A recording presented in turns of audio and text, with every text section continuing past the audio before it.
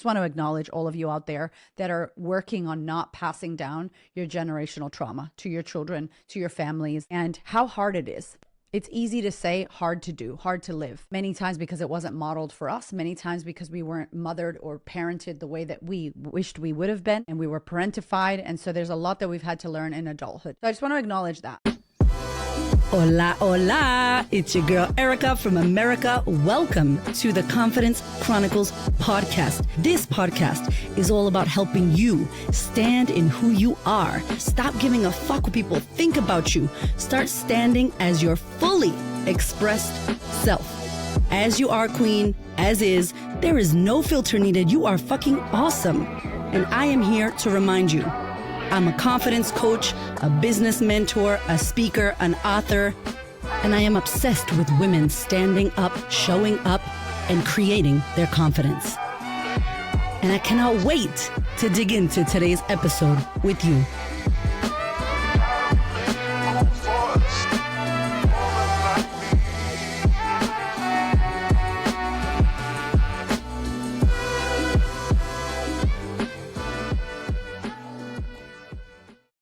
Hello, gorgeous. Welcome back to the podcast. Today's episode is a little bit more personal. It's for the mothers that listen.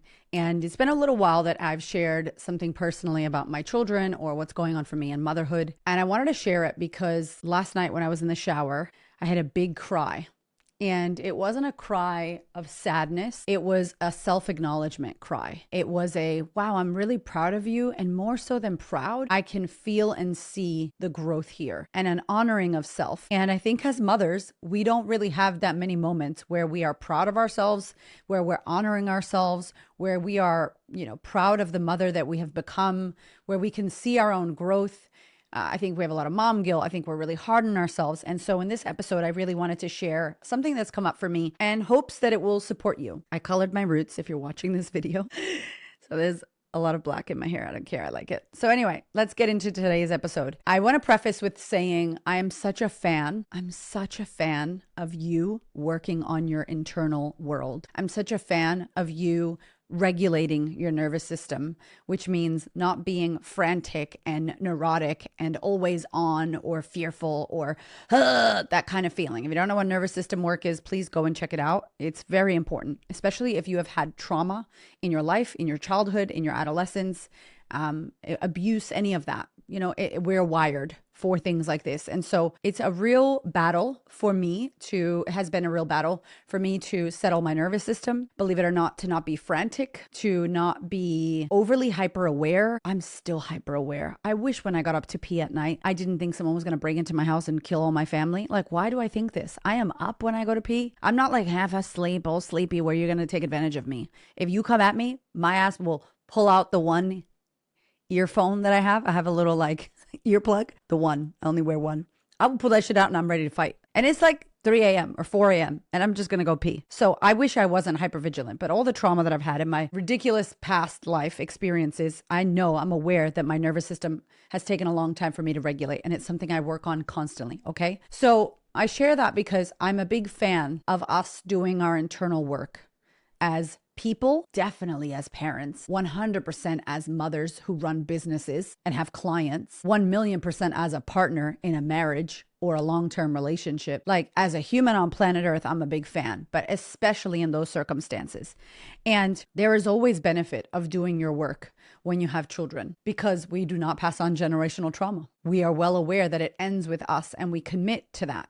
And just because we commit, by the way, doesn't mean that it's easy. I just want to acknowledge all of you out there that are working on not passing down your generational trauma to your children, to your families, and how hard it is. It's easy to say, hard to do, hard to live. Many times because it wasn't modeled for us, many times because we weren't mothered or parented the way that we wished we would have been, and we were parentified. And so there's a lot that we've had to learn in adulthood. So I just want to acknowledge that. So I'm going to tell you real quick what happened while protecting the privacy of my child.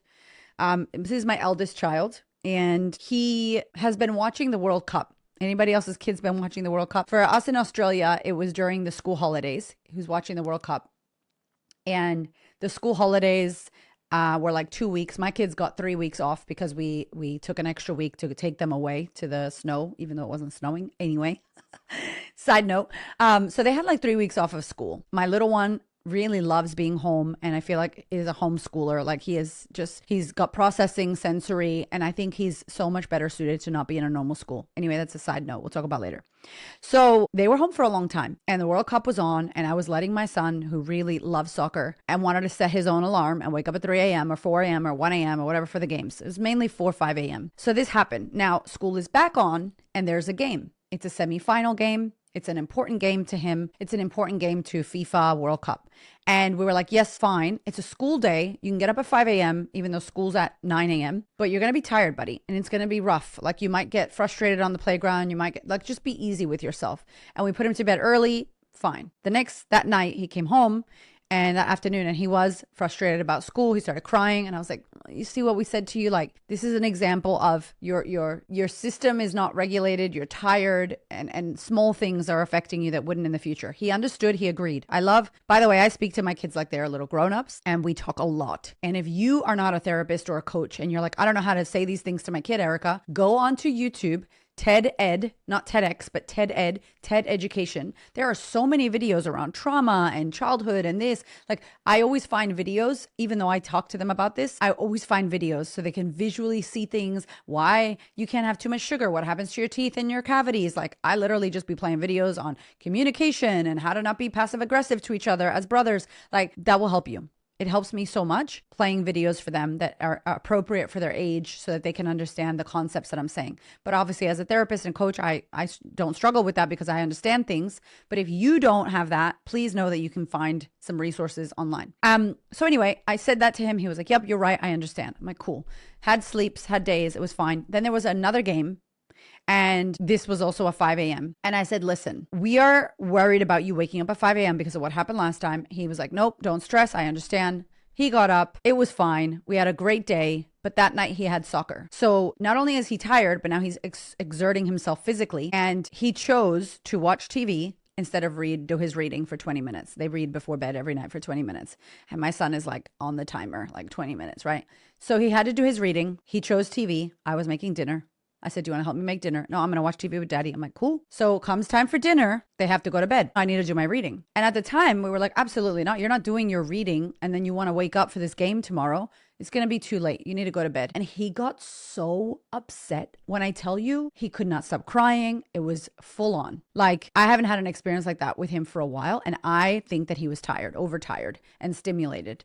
And my husband was really frustrated because he was like, you just wasted half an hour watching TV. And we asked you if you had anything to do. He's the kid that is responsible, right? And he just watched TV. And we're like, no, you need to learn that you chose TV not to read. So you can read tomorrow morning. You wake up early and read for 40 minutes. And he did not like that answer. And then I was like, if this keeps going, you're not going to get up on Monday for the final World Cup. Like, we're not letting you do it. We will absolutely not let you wake up at 5 a.m. I'm sorry.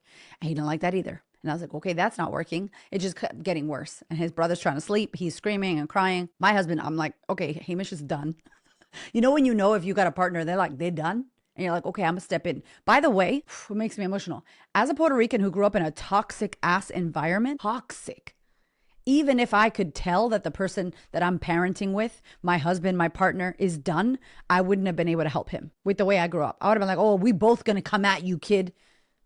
I'm so proud that I know when my husband's done. He knows when I'm done. But for me, I'm proud of myself because I didn't grow up with that. I grew up with toxicity where everybody's gonna mess you up. We're gonna get yelled at. You're gonna get slapped. I grew up with, it was bad. It was not good. Okay. So for me to know, like, my husband's done, I was like, all right, honey, you go. I kind of like pushed him gently out of the room. I'm like, okay, that's not making it better, right? And my son is losing it. The little one is just like, can I just go to sleep? So I laid with my son. He was not calming down. And I don't know how to tell you, as a mother, I felt his anger. Like, I could feel his body had anger. I felt it. And I'm like, he's not going to go to sleep like this. Tell me, if you're listening to this, do you like going to sleep pissed off? I don't. I can't, especially because I lost my husband. I'm like, everybody's going to go to sleep happy. It's my like overreaction because I lost my husband. I'm like, everybody's going to go to sleep happy. We are closing this out. Nobody's going to go to bed angry. So my kids know that. We talk before bed so nobody goes to bed angry. But what can you do? At this point in time, he's going to have to learn. He's going to go to bed as he goes to bed. But I could feel it. And I said, listen, bud, you feel really angry, like anger is inside of you. There's a lot of anger inside of you, I said, because he's not angry. There's anger inside of him. That's a real important distinction as you start to talk to your kids. They're not angry. They're not sad. Sadness is inside of you. You have a lot of sadness in you. He seems like there's a lot of anger. So I pulled him out. I said, let's go to the other room so the little guy can sleep. Let's go to the other room. And he was like, all right, fine. So I took him out. It took me like over an hour, by the way. Like we should have just let him read because literally like it would have been faster than what I had to do. But it doesn't matter. It's about the experience. It's about holding the space. It's about regulating yourself so you're not overstimulated and pissed off yourself.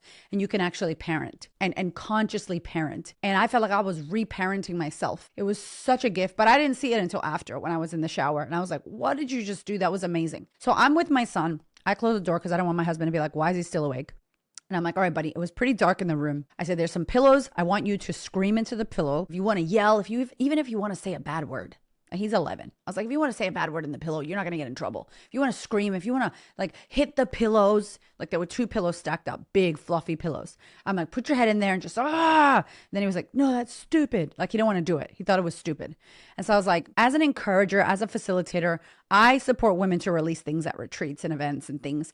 And I know when I start doing it, people start doing it. They feel encouraged. So I was like, it's okay, bud. It's okay. And I wasn't looking at him directly because with boys, it's really hard. Like you want to be shoulder to shoulder. You want to be staring at them, eye contact. I was dark in the room on purpose. So I put him, I was like, no, it's okay. I'm tapping his back. I'm like, it's okay. Just like just get it out. It's not stupid. Just like say. And then I started doing this and then he started going, like he started feeling encouraged because I was doing it. I was making the noises. I was like really trying to encourage him to do it. Then he started yelling, he started screaming, he started hitting the pillow. I had calmed him down by this time, meaning the crying had stopped and he was willing to listen. Girl, why he started crying again? And I'm talking hard. And I was like, oh shit, what did I do? But you know what? Underneath anger is sadness. There's sadness. He's sad that he didn't get to do his reading. He's sad that he possibly may not be able to watch the end of the World Cup. He's sad that mommy and daddy are angry at him. He's sad that all kinds of things. So I allowed that. I let that happen for him. I tapped his back. I was doing a little bit of tapping on him. I'm like, yes, it's okay. Let it go, release it. And just giving him the time and space and showing him how to release his anger. When I tell you, nobody in my upbringing ever did that for me. Not the foster homes, not my social worker, not my mother, not my father. When I was with him for a year, no one ever said, hey, Erica, there's a bit of anger in you. And let's release the anger. It's okay. We can let it out. No one helped me process anger. No one helped me. Anger was my emotion. I'm getting emotional thinking about it. Anger was the emotion for me that ruined a lot of my life, that made me really struggle with a lot of times in a lot of ways and a lot of people and a lot of relationships. It was a big emotion for me. It was the emotion I chose as opposed to, or maybe it chose me as a kid. I don't know, but anger was the one for me. And to be able to hold space for my son, to process and release his anger in a safe area, no judgment, no rushing him. I wasn't like, hurry up, shh, come on, let's go. I allowed him to take the time that he needed. He had the time, he had the space, he had the encouragement, he had the modeling, and he could express his anger in a healthy, beautiful way, in a moment where he was full internally of anger, emotions of anger. And then sadness came out and he could cry. And I knew when I allowed it, it kept going. I'm like, okay, come and give me a hug. And I know he was pissed off at me before. I put him on my lap. I hugged him. I rubbed his back. I kept tapping him. And I was just in with the breath, through the mouth. And I just kept going. And I was like breathing in his face so he could feel what I was doing because he doesn't really know. Kids don't really know how to breathe in through the nose and out through the mouth well. And so I was like in through the nose, or at least my kids. I never, taught them breath work as children. And so they confuse things. And so I'm trying to get him to focus on the breath, focus on the exhale. I'm hugging him. I'm tapping. I'm telling him to tap his head. I'm like, tap your chest. As you're breathing, just try to release it. Now, am I a tap EFT specialist? Fuck no. Do I know anything about, in-depth breath work? No. Am I a relational, emotional therapist? No.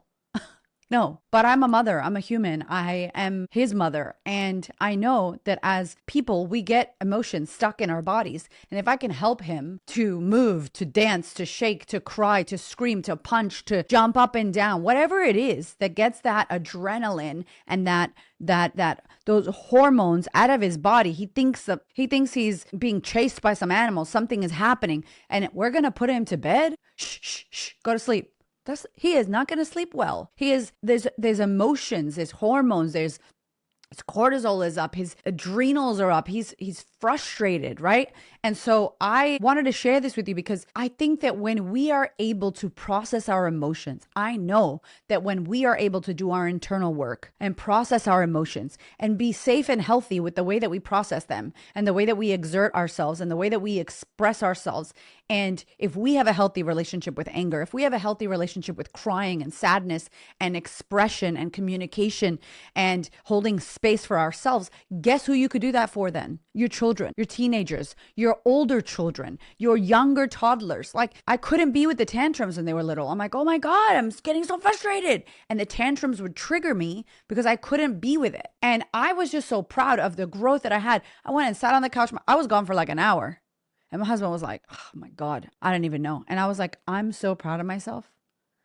I wish someone could have held my anger for me, allowed me to process my anger. I wish an adult taught me that.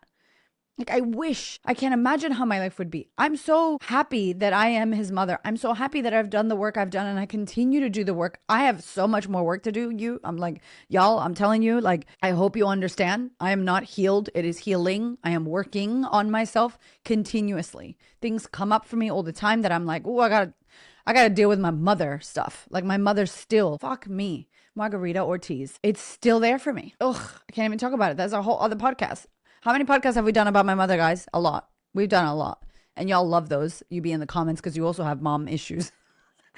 So I'm just sharing because I really cannot tell you. Therapy you pay, inner work on yourself, getting coaches, getting support, unraveling yourself, going into your life story, crying your tears, feeling your feels, processing somatic release, IFS, internal family systems therapy, rapid eye therapy, like EMDR, like all of the therapies that you could get for yourself. Psychotherapy, highly recommend, is going to support you. I promise you it's you. If you can work on you, you will be able to gift that back to your children. You will be able to hold space for your kids. You will be able to hold space for your clients, for your relationships. It is such a gift, and I promise you none of it goes to waste. Yes, you heal and you get to do your own work, but all of that comes with you for life, and you can pass that down to a friend. You can pass that down to your kid. You can pass that down to your grandbabies. You can pass that down to your daughter-in-law, your son-in-law. Like, it never goes to waste. And I'm just super proud of the growth that I could see in myself to be able to hold space for my child who had so much anger in him, to be able to release that. And then I did just a little, like, not Reiki, but a little energetic shifting, washing it off, brushing it off. And I'm like, do this, just, it's gone. Let it go. Ya, se fue. Right? Sana, sana, colito de rana. Like, it's gone. Okay. And he was like, okay, we washed his face. We had some water, deep breath. I've been doing a lot of getting my sons at night. We do like a push down. We push their bodies down. That weight helps them really calm their system down because they're hype at night. We just do a press on the whole body, a press on the head, press on the legs, flip to the back, press, right? And I've been doing this with them lately, and I swear it's making them tired.